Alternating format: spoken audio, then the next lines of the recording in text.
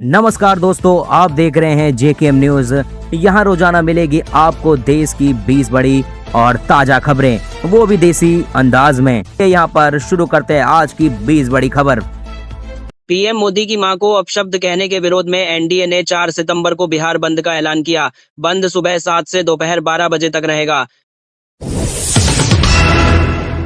भारत सरकार ने गन्ने से एथेनॉल उत्पादन की सीमा हटा दी। 2025 से लागू यह फैसला चीनी मिलों और किसानों को लाभ देगा। चीनी उपलब्धता की समीक्षा जारी रहेगी। लखनऊ कानपुर में 20 रूटों पर निजी इलेक्ट्रिक बसें चलेंगी। यूपी कैबिनेट ने 15 प्रस्तावों को मंजूरी दी, जिसमें नगर विकास विभाग का यह प्रस्ताव भी शामिल है। यूपी के मंत्री संजय निषाद ने राहुल गांधी के वोट चोरी के दावे को निराधार बताया। कहा, राहुल मोदी से हारकर थक गए, अब चुनाव आयोग से लड़ रहे हैं। रांची एयरपोर्ट पर इंडिगो विमान की हार्ड लैंडिंग से 95 यात्रियों की सांसें अटकीं। तकनीकी खराबी के बावजूद पायलट ने सूझबूझ से बड़ा हादसा टाला, किसी को चोट नहीं आई। सोने चांदी के दाम बढ़े। 24 कैरेट सोना 169 रुपए बढ़कर 1,04,662। 10 ग्राम हुआ चांदी 481 रुपए बढ़कर 1,23,281 रुपए। किलो कीमतों में उछाल जारी। पीएम मोदी ने कहा कि कांग्रेस आरजेडी ने उनकी मां का अपमान किया। मां के सम्मान से बड़ा कुछ नहीं, यह करोड़ों भारतीयों का अपमान है। मां ने मुझे देश सेवा सिखाई।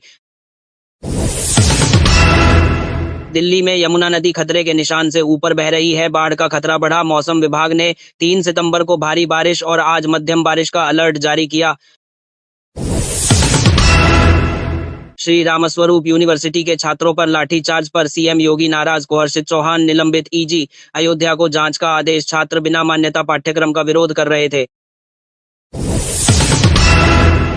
ट्रंप सलाहकार पीटर नोवारो ने पीएम मोदी पर निशाना साधा। कहा, जिनपिंग पुतिन के साथ घुलना मिलना शर्मनाक। भारत को रूस नहीं अमेरिका के साथ होना चाहिए।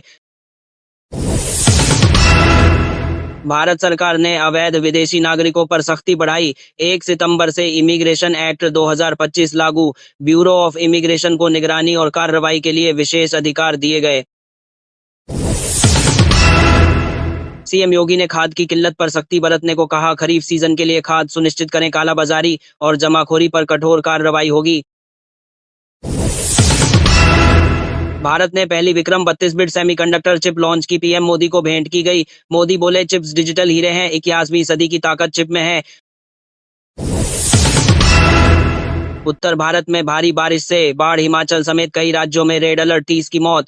1300 गांव प्रभावित। गुरुग्राम में वर्क फ्रॉम होम। स्कूलों में ऑनलाइन क्लासेस होंगी। मॉरिशस के पीएम नवीन चंद्र राम गुलाम 11 सितंबर को वाराणसी आएंगे। पीएम मोदी से द्विपक्षीय बैठक में व्यापार, टेक्नोलॉजी, पर्यटन पर सहयोग की बात होगी। अमेरिकी वित्त मंत्री स्कॉट ने सीईओ को दिखावा बताया। कहा, भारत रूस चीन मतलबी हैं, अपने हित साधते हैं। भारत रूसी तेल खरीदकर रूस यूक्रेन युद्ध को बढ़ावा दे रहा है। दिल्ली पुलिस ने अलीगढ़ में अवैध कट्टा फैक्ट्री पकड़ी। महिला की शिकायत पर छापेमारी में 3 आरोपी गिरफ्तार। 12 देसी पिस्तौल और कच्चा माल बरामद। कार्रवाई जारी। भारी बारिश और भूस्खलन से जम्मू कश्मीर रेलवे ट्रैक क्षतिग्रस्त। शालीमार एक्सप्रेस 30 सितंबर तक रद्द। यात्रियों को लंबी दूरी की यात्रा में परेशानी होगी। आगरा में नकली दवाओं का खेल पकड़ा गया। 12 राज्यों में 200 करोड़ की संदिग्ध दवाएं सप्लाई। आगरा, लखनऊ, पुडुचेरी की फर्मों पर छापा। 1.5 साल से चल रहा था धंधा। दिल्ली में यमुना का जलस्तर बढ़ने से निचले इलाकों में पानी घुसा। सीएम रेखा गुप्ता ने कहा, हालात नियंत्रण में है। बाढ़ प्रभावितों के लिए सभी इंतजाम किए गए। उत्तर प्रदेश में भारी बारिश से 14 लोगों की मौत। मेरठ, मुरादाबाद में बिजली गिरने से 7। प्रयागराज, गोंडा में 7 मरे। आईएमडी ने 25 जिलों में बारिश का अलर्ट। ट्रंप का दावा, उन्होंने भारत चीन की दुश्मनी खत्म की, ग्लोबल साउथ को जोड़ा, नया संगठन बनवाया। नोबेल न मिलना, ज्यादती, अमेरिकी दादागिरी खत्म की, पर लोग नहीं मानते। उपराष्ट्रपति चुनाव के लिए एनडीए सांसदों की ट्रेनिंग होगी। 3 दिन की वर्कशॉप में वोटिंग की जानकारी देंगे। पीएम मोदी 8 सितंबर को डिनर देंगे। क्रॉस वोटिंग रोकने पर जोर।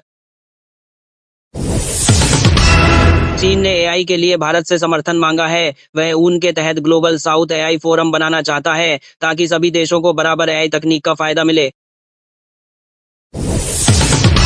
दिल्ली सरकार डीटीसी बसों के रूट और समय में बदलाव करेगी। परिवहन मंत्री ने अधिकारियों को निर्देश दिए, ई बसों की संख्या बढ़ेगी। दिल्ली को ईवी राजधानी बनाने का लक्ष्य। तो दोस्तों ये थी देश भर की आज की 20 बड़ी खबरें।